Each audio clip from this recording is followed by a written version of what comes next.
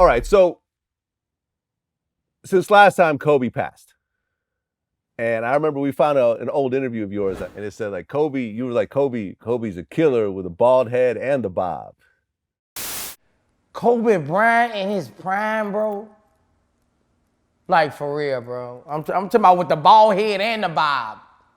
Mm-hmm. That's a bad motherfucker.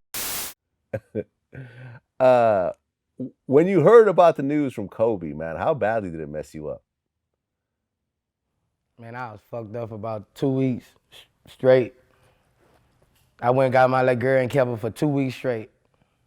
I ain't want to let her go home. I went and got my little girl, took off from school, everything, 2 weeks straight. I ain't want to let her go home. That shit touched me, bro. I shed a tear for Kobe.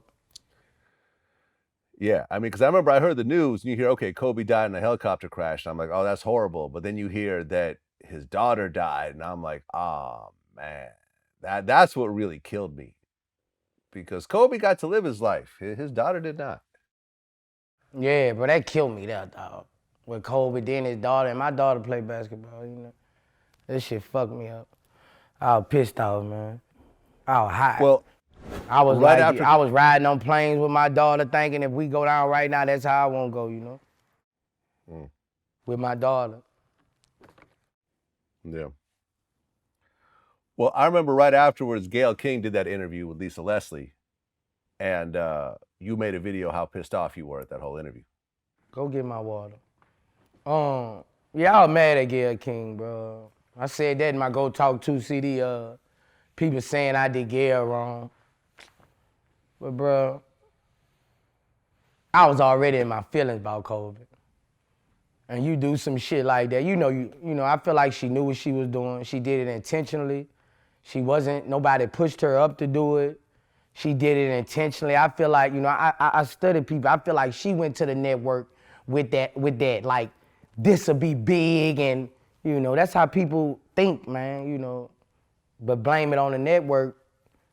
But I just felt like she did that intentionally. And I still feel that way. Like, for you to do some shit at a time like that, that is intentions.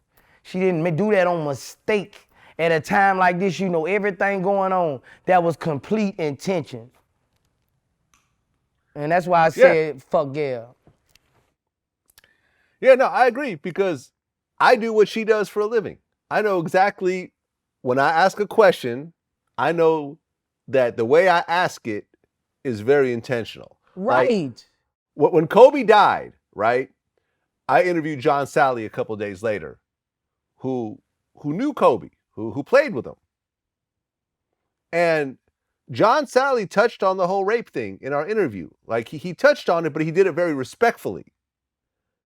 To go through what he did in Vail, Colorado, I'm sorry, Eagle Rock,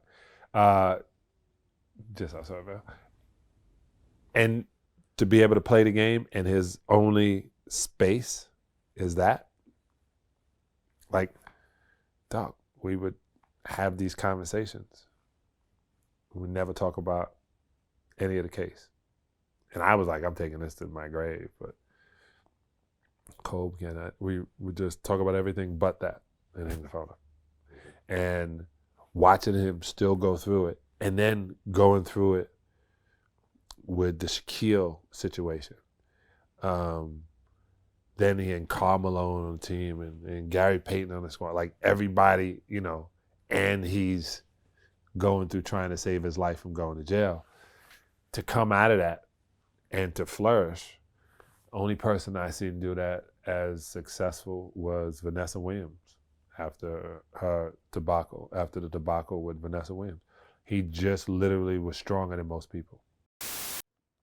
Right. And it was cool, because he's like, yeah, I mean, that whole situation was part of his history and so forth, but it wasn't like, oh, well, do you feel like his legacy gonna get messed up because of it? You know, because he got away with rape and all that type of shit that Gayle did? I thought that was foul at the end of the day.